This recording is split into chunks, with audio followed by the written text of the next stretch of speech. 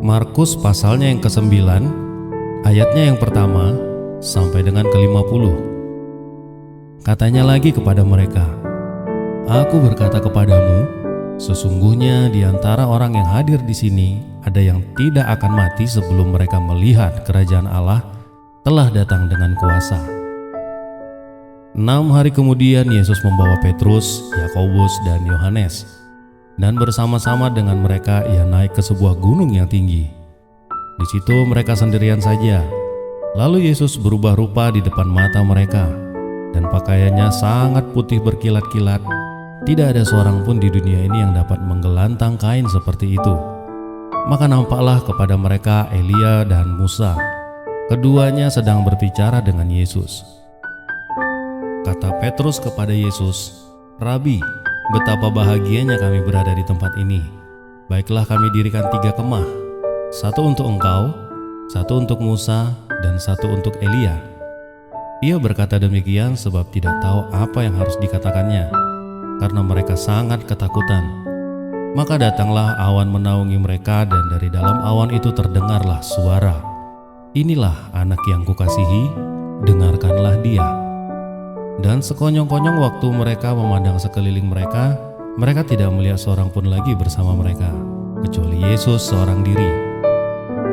Pada waktu mereka turun dari gunung itu, Yesus berpesan kepada mereka supaya mereka jangan menceritakan kepada seorang pun apa yang telah mereka lihat sebelum Anak Manusia bangkit dari antara orang mati.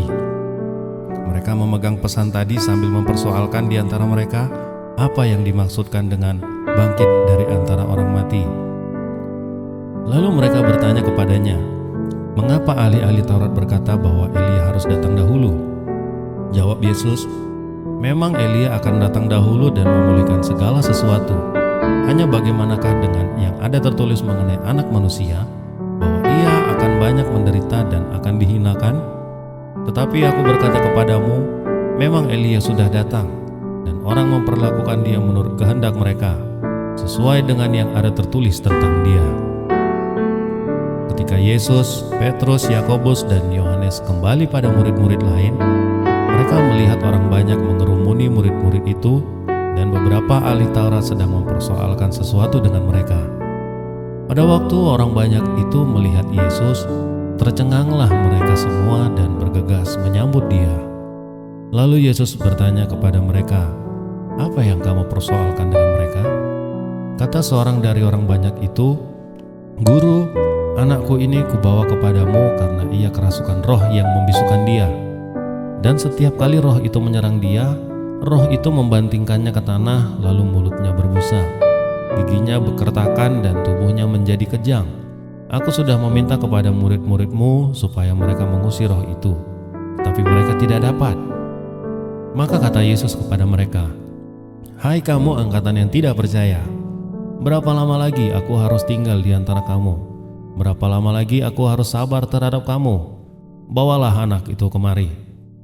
Lalu mereka membawanya kepadanya. Waktu roh itu melihat Yesus, anak itu segera digoncang-goncangnya, dan anak itu terpelanting ke tanah dan terguling-guling sedang mulutnya berbusa. Lalu Yesus bertanya kepada ayah anak itu, "Sudah berapa lama ia mengalami ini?" Jawabnya, "Sejak masa kecilnya. Dan seringkali roh itu menyeretnya ke dalam api ataupun ke dalam air untuk membinasakannya. Sebab itu jika engkau dapat berbuat sesuatu, tolonglah kami dan kasihanilah kami." Jawab Yesus, "Katamu, jika engkau dapat, tidak ada yang mustahil bagi orang yang percaya." Segera anak itu berteriak, "Aku percaya, tolonglah aku yang tidak percaya ini." Ketika Yesus melihat orang banyak makin datang berkerumun, ia menegur roh jahat itu dengan keras, katanya, "Hai kau roh jahat yang menyebabkan orang ini menjadi bisu dan tuli, aku memerintahkan engkau, keluarlah daripada anak ini dan jangan memasukinya lagi." Lalu keluarlah roh itu sambil berteriak dan menggoncang-goncang anak itu dengan hebatnya. Anak itu kelihatannya seperti orang mati, sehingga banyak orang berkata, "Ia sudah mati."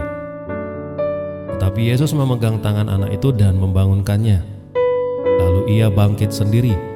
Ketika Yesus sudah di rumah dan murid-muridnya sendirian dengan dia, bertanyalah mereka, "Mengapa kami tidak dapat mengusir roh itu?" Jawabnya kepada mereka, Jenis ini tidak dapat diusir kecuali dengan berdoa. Yesus dan murid-muridnya berangkat dari situ dan melewati Galilea. Dan Yesus tidak mau hal itu diketahui orang, sebab ia sedang mengajar murid-muridnya. Ia berkata kepada mereka, Anak manusia akan diserahkan ke dalam tangan manusia, dan mereka akan membunuh dia. Dan 3 hari sesudah ia dibunuh, ia akan bangkit.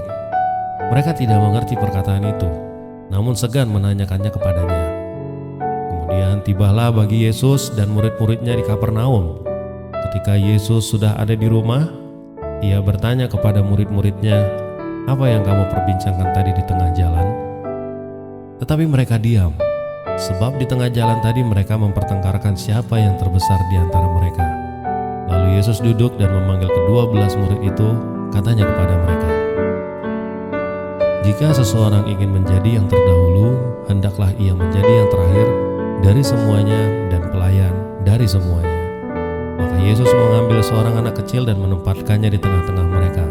Kemudian ia memeluk anak itu dan berkata kepada mereka, "Barang siapa menyambut seorang anak seperti ini dalam namaku, ia menyambut aku.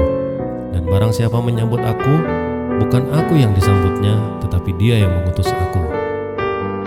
Kata Yohanes kepada Yesus, "Guru, kami lihat seorang yang bukan pengikut kita mengusir setan demi namamu. Lalu kami cegah orang itu karena ia bukan pengikut kita."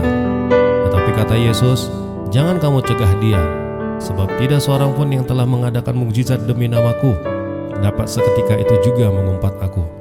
Barang siapa tidak melawan kita, ia ada di pihak kita. Aku berkata kepadamu, sesungguhnya barang siapa memberi kamu minum secangkir air oleh karena kamu adalah pengikut Kristus, ia tidak akan kehilangan upahnya. Barang siapa menyesatkan salah satu dari anak-anak kecil yang percaya ini, lebih baik baginya jika sebuah batu kilangan diikatkan pada lehernya, lalu ia dibuang ke dalam laut.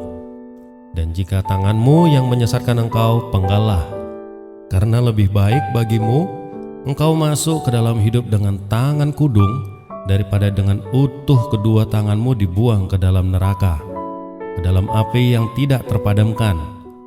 Dan jika kakimu menyesatkan engkau, penggallah, karena lebih baik bagimu untuk masuk ke dalam hidup dengan timpang daripada dengan utuh kedua kakimu dicampakkan ke dalam neraka.